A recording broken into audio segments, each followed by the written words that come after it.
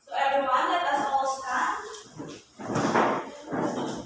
Good afternoon, everyone. Good afternoon, ma'am. Again, good afternoon. Good afternoon, ma'am. Okay, before you take your seat, kindly pick up those trashes under your chair and arrange your chair properly. Okay, if you're done, please take your seats. Okay, Marika, who is absent today? No one is absent, ma'am. Okay, that's nice to hear. It seems you are all interested to our discussion today. So let me remind you to our class rules. Everyone read the Tohero rules. Everyone, T for Treat others with respect. O, Obey teacher's instructions. quietly, Quiet listen others speaking. Q, Use kind words and actions. everyone, Talk with constructively. Raise your hands at attention or sharing. and O. Organize your curiosity. Okay, is that clear? Yes, ma'am. Okay, so before proceed to our new lesson, let's have a short recap.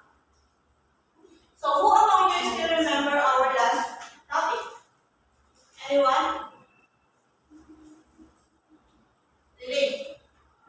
Ma'am, it's all about solving problems involving figures on a coordinate planes. Yes, that's right. And he is the reason why we explore a lot on coordinate plane. Melody? René Descartes. Also, René Descartes is our father of modern mathematics.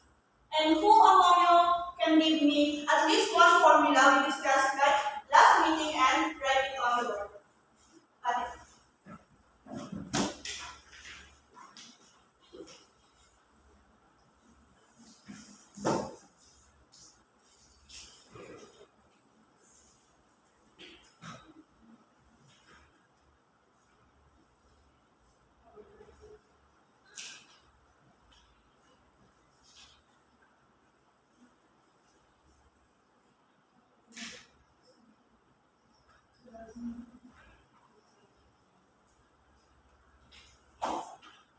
Okay, that's right. That is the distance formula.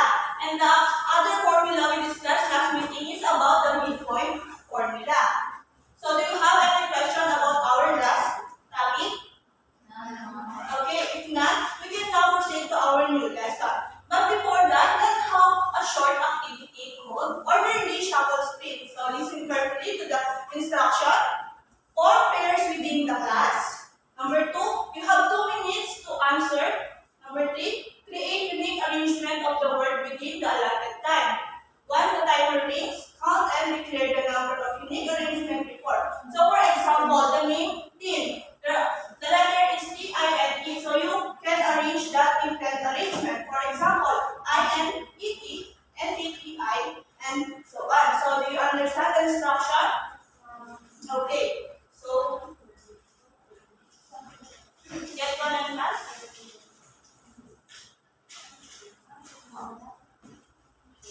So here is the number you can form pair.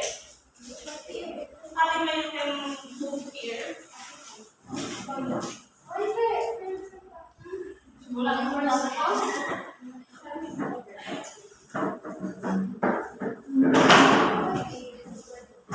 So here's the number 31415. So timer.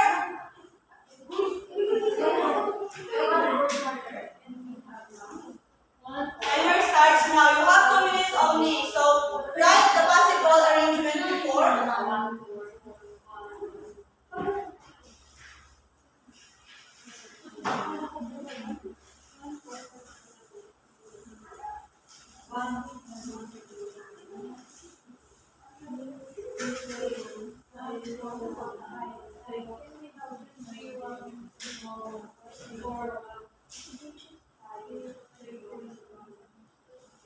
One minute left.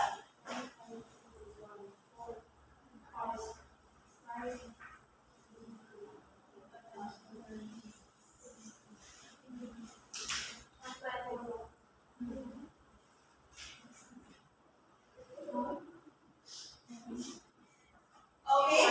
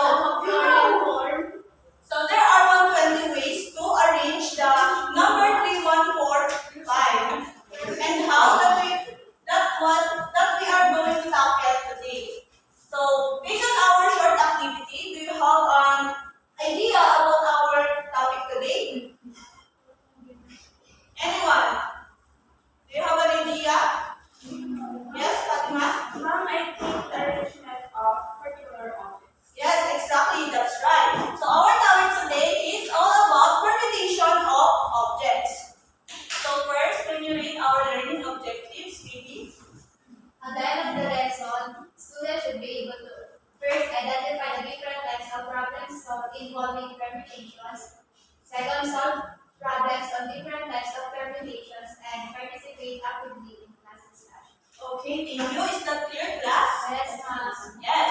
So can you read the definition of permutation? Maribel?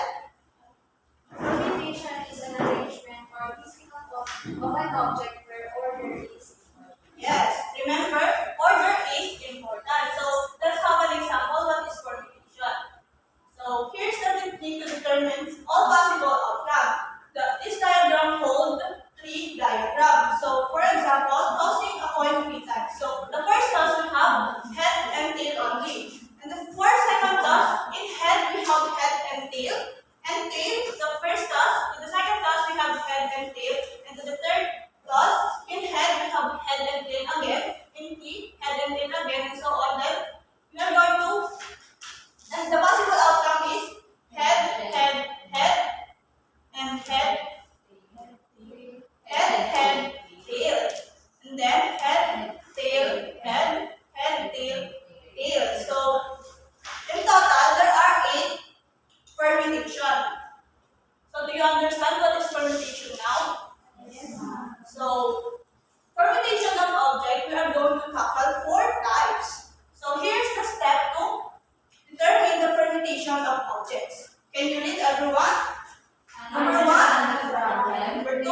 Is given. Show an illustration based on given problem. Write the formula. Substitute the given and solve the formula. Write conclusion. Okay, thank you.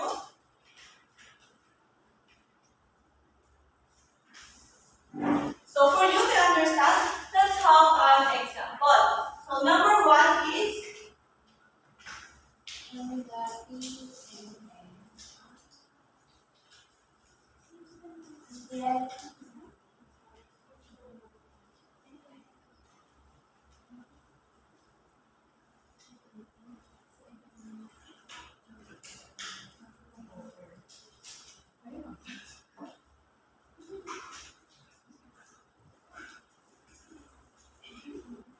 so can you read the number 1 permutation of objects? The link. Read. Permutation of n objects taken n at a time. Formula. Formula is n is equal to n factorial. Yes, thank you. So let's have an example. So example number 1. How many arrangements are there in the tree and the letter of the word code? So step number 1 is, what is our step number 1? Understand the problem.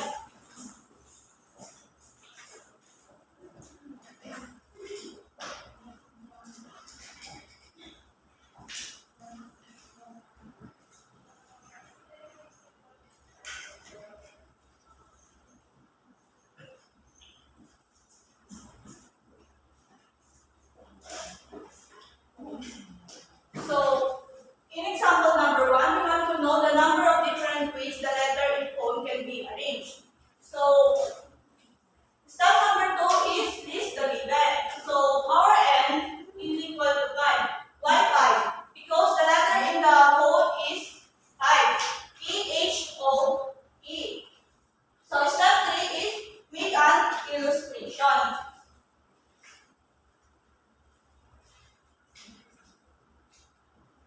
So step number 4 is write the formula. So permutation of n is equal to n factorial. Step number 5 is substitute the given and solve the formula. So P 5 is equal to 5 factorial. Is equal to, when we solve 5 factorial, 5 times 4 times 3 times 2 times 1. So 5 times 4 times 3, 60. Times 2, 120. times what? 120. So, 120. So, the last step is write the conclusion. Therefore, there are 120 ways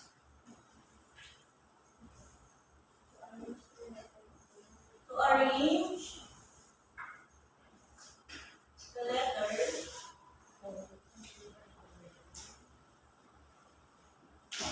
in the word code.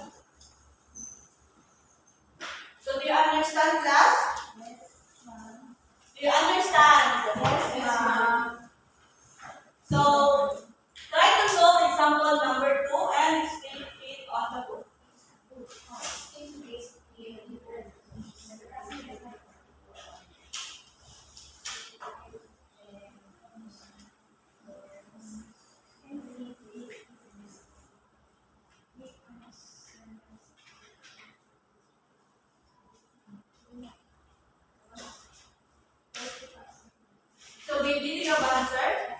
Okay, please write it on the board and explain.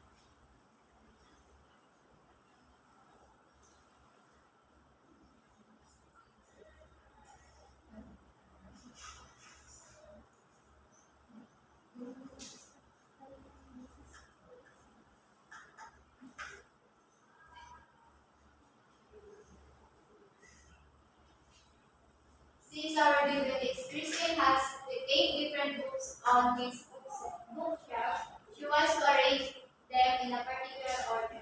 How many different ways can she arrange all 8? Since the given is 8, then we are going to use the formula quantity n equals n factorial. So 8 factorial is equal to 8 times 7 times 6 times 5 times 4 times 3 times 2 times 1 is equal to 40,000.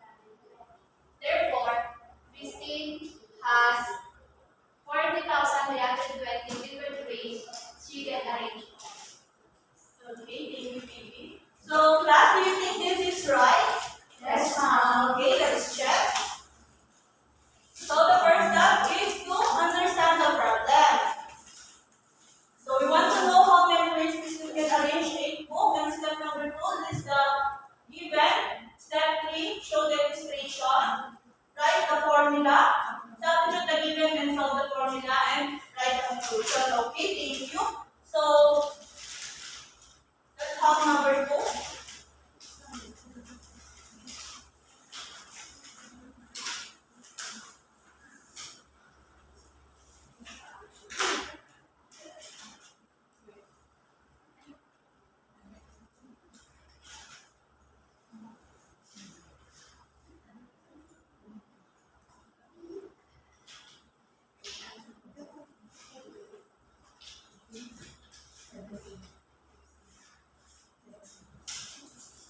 Ella, can you read the number 2 permutation of objects? Permutation of n object A and R at a time. Formula E and R is equal to n factorial over n minus R factorial n greater than equal to. Okay, thank you. So, to better understand, let's have again an example. So, how many 3-digit codes can be made using the digits 0, 1, 2, 3, 4, 5, 6, 7, 8, 9? So, the first step is understand the problem. Step 2 is write the given. N is equal to 10, R is equal to 3. So, N 10, why? Because the total count of 0 to 9 is 10 and R is for the 3-digit code. So, step number 3 is show an illustration.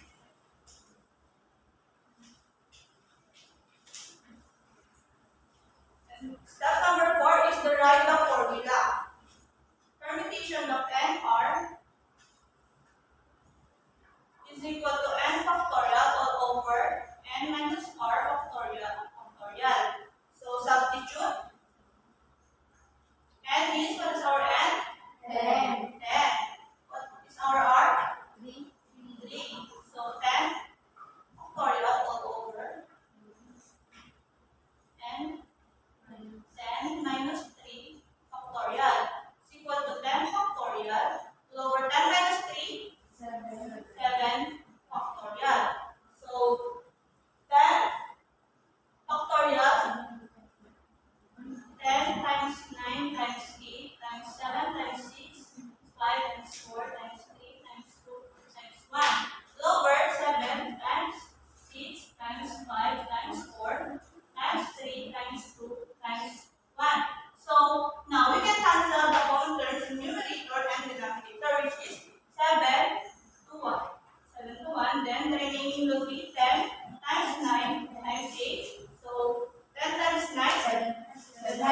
7.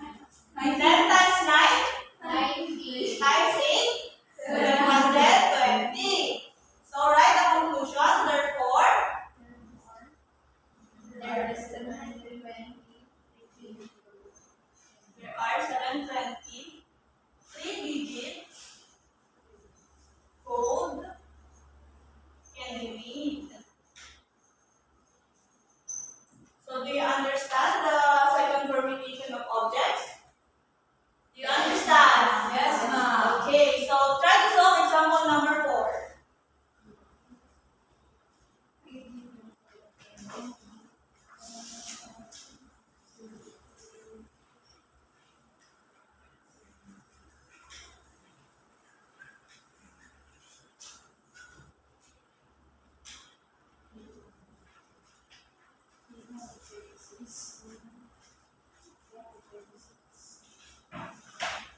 So Lorraine, do you have an answer?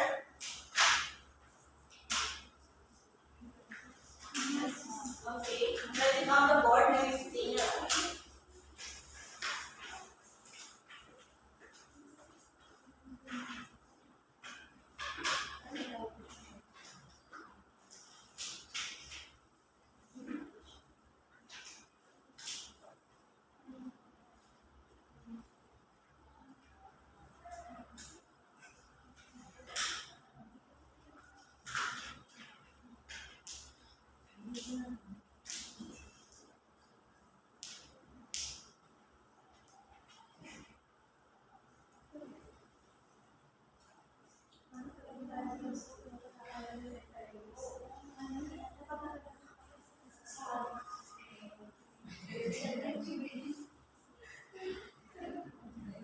Like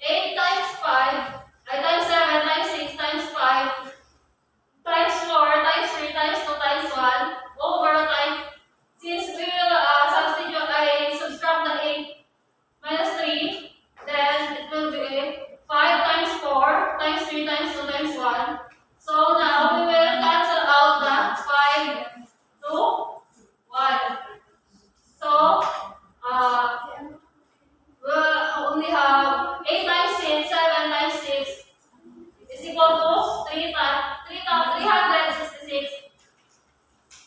So for the steps 6, therefore, there are 366 different ways for David to arrange the 3 candies in his tent. Okay, thank you. Everyone, do you think this is right? Yes. Yes. So let's check.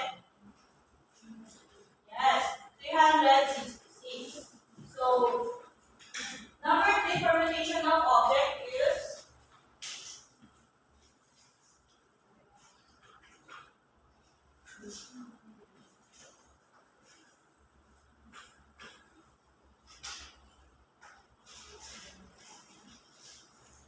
number 3 is distinguishable permutation. Refers to the arrangement of a set of objects where some of them are alike. Always remember, some of them are alike. So the formula is permutation is equal to n factorial all over p factorial times q factorial times r factorial to infinity. For example, the alike is the pqr. Okay, let's have an example number 5. How many distinguishable permutation are with the letters of the word ellipses? So the step 1 is understand the problem. Is we want to find out the numbers of unique arrangement possible using the letter of the word ellipses. Step number 2, what is the step number 2? Is the given. Is the given.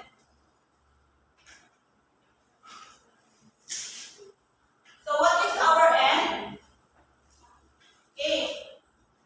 C is equal to 2 because in ellipses there are 2 E. L is equal to 2 and S is equal to 2. So step number 3 is show an illustration.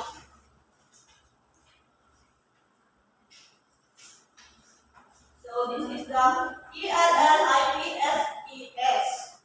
Step number 4 is the write the formula. Formula is P is equal to n factorial all over P factorial times Q factorial times R factorial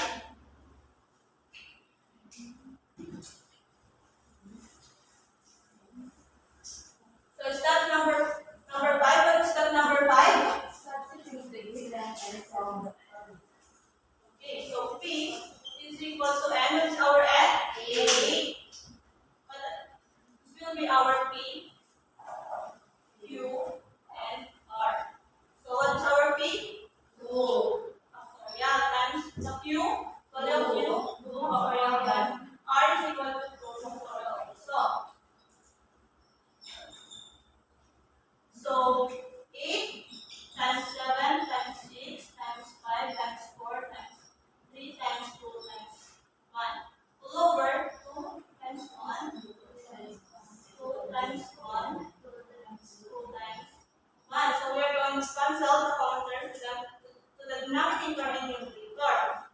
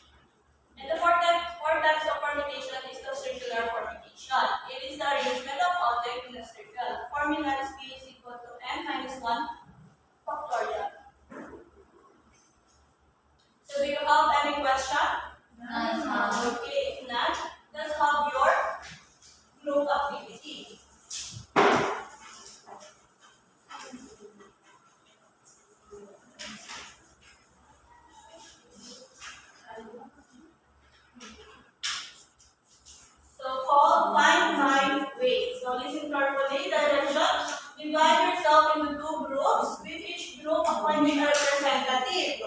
This representative will be present their group findings or idea to the rest of the participants. You are reading with this criteria, and I will announce your score after you present your answer. Teamwork, clear discussion, correct answer, time frame. The highest is 5 and the lowest is 5. In total, you will be given 20 points. So, Fatima, move again to the back. Okay, this will be the group 1 and group 2. So you have the 3 minutes to answer and 3 minutes to explain it on the board. So for the group 1, this is your problem. The teacher wants to assign 5 different tasks to her 5 group students. In how many possible ways can she do it? So for the group 2, how many 4-digit number can be formed from the digit 1, 3, 5, 6, 8, 9 if no repetition is allowed? Okay, timer starts now.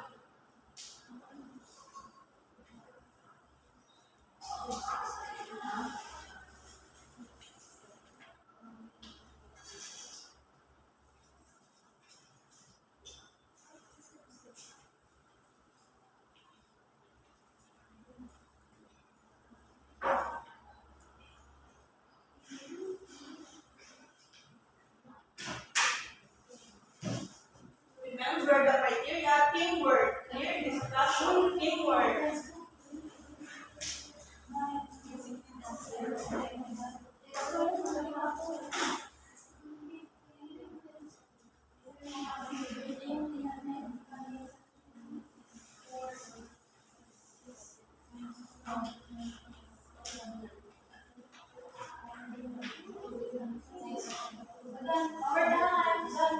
Okay, are you done? Group 1? Are you done, group 1? Okay, explain it on the board. Who's your representative?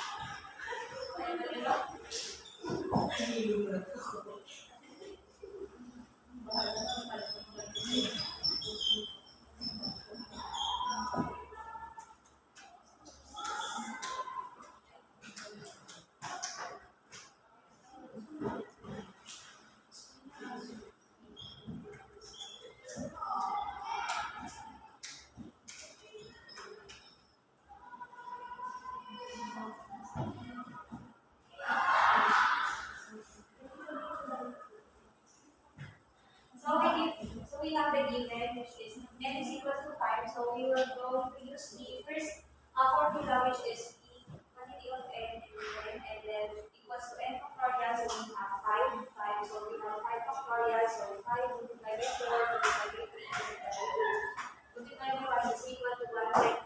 So we have 120 ways to Okay, thank you. For the group 2, who's your representative?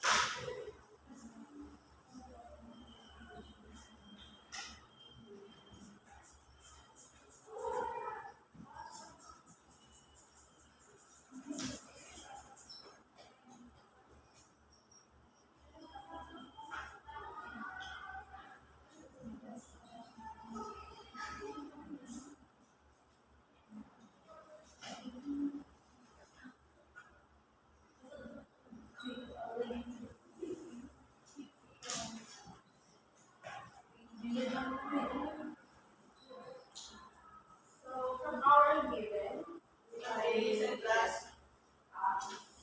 1, 3, 5, 6, 8, and 9, which is a total of 6 digit and then 4 digit number, which is our R. And we will substitute the N and R to our formula, which is formula number 2. And we have 6 factorial, 6 minus 4 factorial, which is equal to 2. And we will write the 6 factorial as 6 times 5 times 4 times 3 times 2 times 1. And we will cancel out the common terms in our both numerator and denominator, and we will multiply 5 times 4 times 3 times 2. Thus we get 360. Therefore, there are 360 4-digit numbers that can be formed from the digit 1, 3, 5, 6, 8, 9. Okay, thank you, group 2. So here your score. For group 1, you have negative y. In the work, I will giving you 5. Clear discussion, 5. And correct answer is 4. Why? Because you forgot that step number 1, which is necessary to understand the problem and to know what formula you will use. And for the time frame, 5, so 19 equals what? Congrats. For group 2, you have teamwork 5, clear discussion 5, correct answer 4 also because you forgot again the step number 1. And time frame 5, so 19, congrats, group 1 and group.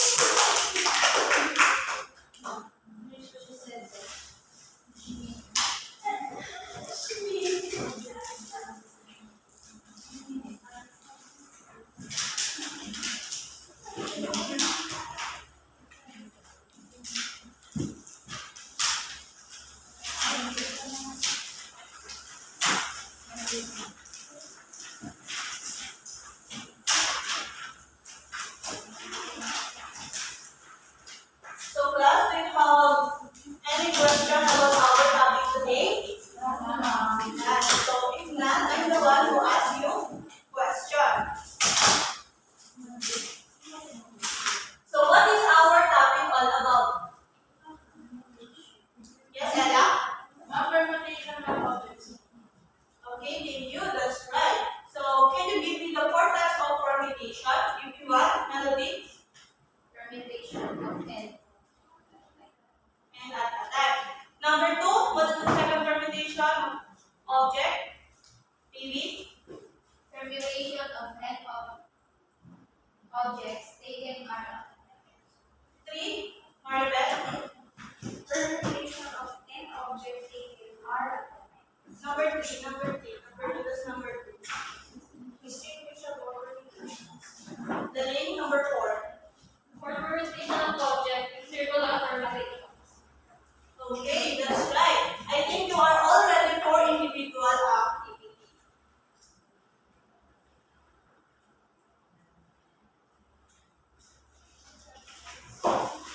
So get one and pass.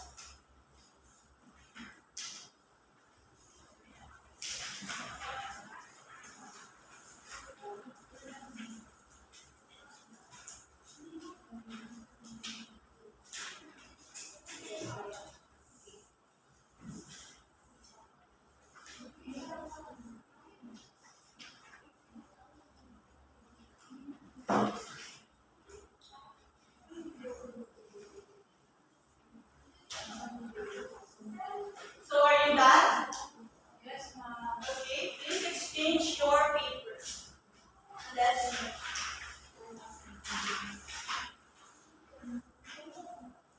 Number 1, B. Number 2, B. Number 3, C. Number 4, B. Number 5, A. Number 6, what is the number? Number 6? B. 7, C. 8, D. D. 9, C. C. 10. C. Who got the perfect score? Baby. Please forward your.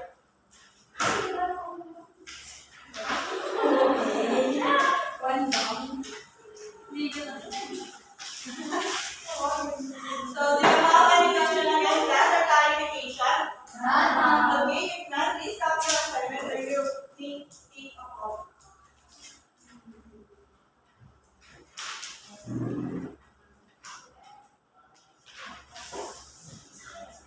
So, listen carefully to the guidelines. Your assignment should be tidy and well organized. Include diagrams, sketches, and calculation work necessary. Ensure that your answers are clear and concise. Submit your completed assignment by Tuesday. Okay? Is that clear? Yes. Okay. So that's all. Thank you. So let us all stand. So pick up those chapters under your chair and arrange your chair properly. Okay, so let's end our day with a short prayer. TV, can you lead the prayer?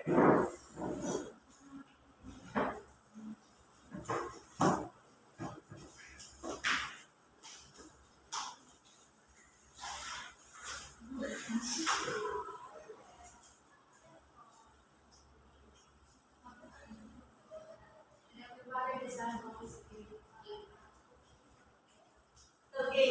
Goodbye, everyone. Bye, ma'am. Thank you for teaching us today. See you next week.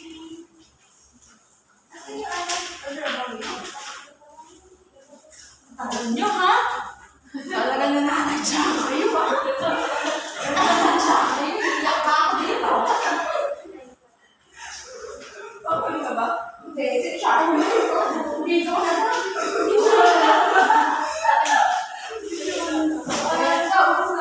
Patay mo na ako. Hindi. Tumigil ka ba yung sino? Dito yung dapat pa na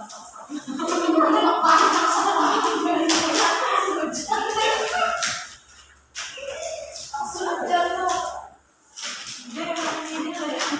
Ito ka na yung ulit dyan. Sorry. Ay, dapat ka.